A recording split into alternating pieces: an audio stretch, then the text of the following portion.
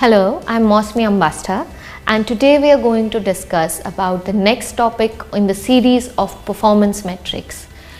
The key performance matrices for quality control in a garment factory. We all know quality is non-negotiable. You have to build quality in the garment, and we all struggle to maintain the quality standards that are necessary to make good product. But do we know all the measures? In this video, we'll be discussing about various metrics that will help you in measuring quality in your factory, maintaining and improving it. The quality measures that we'll be discussing are right first time or first time right, percentage defective level, defects per 100 unit or DHU, acceptable quality level or AQL, value added and non-value added time, lost time, style changeover time, efficiency and productivity. The first metric we are going to discuss is right first time or RFT percentage. You would agree that our time and energy in a factory should ideally be spent in producing good quality garments and should not be spent in doing repair or rework. However, if we make mistakes, repair and rework is going to happen, and that repair and rework basically eats into the product margin. Therefore, we should produce the right product the first time when it is being produced. The measure of RFT is number of good products produced without any repair and rework divided by total number of garment produced by the line, which should include all the repairs, reworked, scrapped or rejected garments as well. This can be measured at the end of the line or at the end of the operation or at every inspection point within a factory. To understand this in a simple example, let's say a factory or a line produced 450 garments and they are being inspected at the end of the line, out of which 50 garments were sent back for repairs or rework. Then the RFT level is 88.89% for that particular inspection point or that line. The next metric we discuss is percentage defective level or defect percentage. It's the basic measure of quality and is the most popular way which most factories, end-line inspections or finishing departments use to measure their quality levels. It's simply the number of defective garments produced divided by total garments that have been inspected at the end of the line. This can be measured by per operation, per section, per line, per order or per inspection point as and when it is required. It is normally expected to measure it hourly to control the quality production in a factory.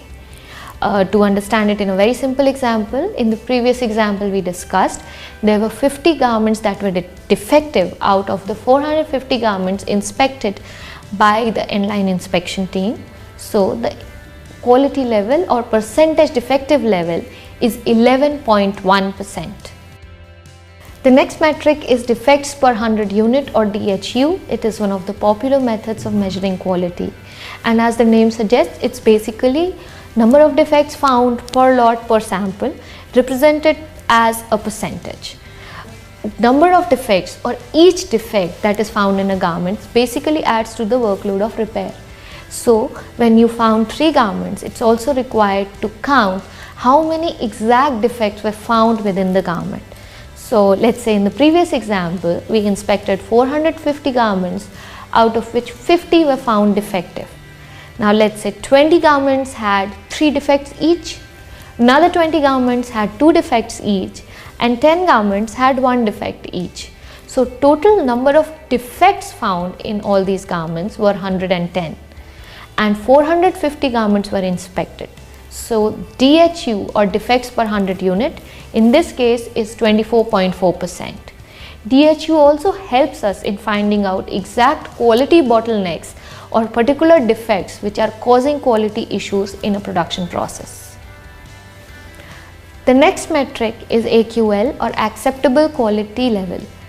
AQL is an inspection standard which tells us how many pieces are acceptable to be defective in a certain lot size or sample size for the shipment to pass. AQL table is a table which states that for a certain lot size, how many samples are required to be inspected, and what are the limits between acceptability and refusal considering a standard quality level. AQL basically requires you to classify defects into critical, major and minor, and the level are determined based on the accepted standards between buyer and seller. So let's say buyer and seller agree on an acceptable quality level or AQL level of 1.5, then the table is used accordingly. Say a buyer follows general inspection level 2 and AQL level 1.5, then in this particular example that we discussed in the last case, let's say 450 pieces were the lot size. So AQL states that 50 pieces need to be inspected. If 3 or more defects are found in these 50 pieces which are major, then the shipment is considered to be rejected. The next metric is NVA or non-value added time. Basically it is a waste. Any time that is spent in doing activities which are not adding any value to the product is considered as non-value added or wasteful. It is ideally not possible to eliminate all non-value added times. However, it is essential to evaluate all the processes and determine which can be eliminated. Let's understand this with an example. Let's say for a garment, if you are creating notches to match both sides in the collar, it is not adding any value to the product itself. However, it is essential to do that activity such that the entire quality of the product is not compromised. However, on the other hand, if there is a waiting time before process, then that is essentially non-value added and it can definitely be avoided. And there should be an activity or analysis to identify waste, eliminate them and in future improve them. Value stream mapping is a process which helps you in identifying all the elements in a process flow which are value added and the processes which are non-value added, so that you can focus on these processes and try to eliminate and reduce them. The next metric we are going to discuss is lost time. Lost time is the time that an operator loses with no fault of theirs. It might not seem much, it's few minutes here and there, but if you actually measure it, it would be a substantial amount of time that is being lost out of actual productive time. Lost time can be caused due to incorrect line balance, waiting for the work, there could be incorrect directions in terms of work, or the operator is performing somebody else's repairs. All this time has been lost out of the productive time for the operator. And in a factory, one should always try to eliminate or reduce it. It is easy to identify what a lost time is, but it's much more difficult to actually measure it, eliminate it eventually by improving the processes. Reducing lost time can actually result in a reasonable increase in your production time. Style changeover time is the time it takes to complete the entire manufacturing setup from style 1 to style 2 as per the accepted performance and quality standards.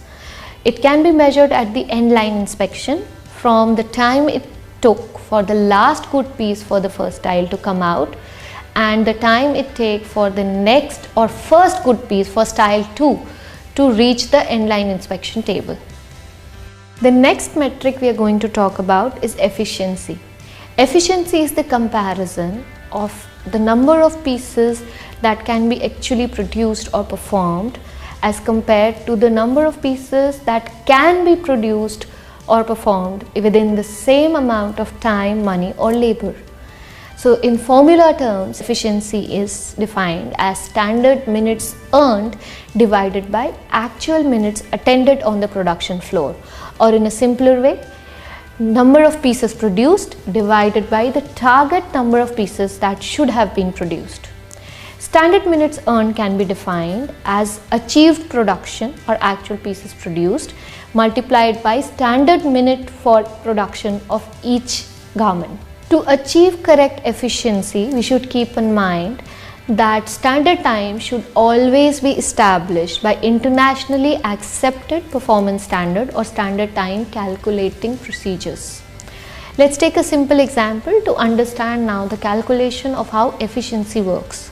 So let's say an operator works 8 hours a day, so 480 minutes during the day, and during this time there were 30 minutes of machine breakdown, 10 minutes of production meeting and 30 minutes of waiting for work. So he spent 70 minutes on non-productive time or lost time. So the time that was available to the operator for actually performing the work was 410 minutes. During this time, he produced 22 bundles of 10 pieces each. The standard time for every piece was 1.4 minutes. So the standard minutes he earned is 22 into 10 into 1.4. So he actually worked, or standard times that he earned is 308 minutes. So to calculate the efficiency, standard time earned divided by total available minutes is 308 divided by 410, which is 75.3%. The calculation for achieved production divided by target would also give you the same efficiency percentage, and it's a reasonable measure of how good your factory floor is running. The last and one of the most important metric of quality is productivity. Productivity is generally measured as output divided by total number of input resources. It can be measured as partial productivity in terms of machine productivity or labor productivity. Total productivity obviously assumes multiple input and output parameters. The most popular productivity term that is used in our industry is output per machine per operator. This can be measured but should not be compared in between multiple factories unless both of them are producing similar garments and similar machinery and equipment. Productivity and efficiency are two terms that are generally confused, but now we understand that these are two very different parameters and different elements to be monitored independently. Having efficiency or high efficiency does not guarantee good productivity, and productivity does not guarantee a better efficiency. None is complete without the other, and both should be monitored independent of each other. In this video, we learned about various quality parameters and key performance indicators that can help you manage your quality in the factory. If you enjoy such videos, please remember to like, subscribe. You can also go to our channel Stitch Diary on YouTube, or you can check out our blog stitchdiary.com.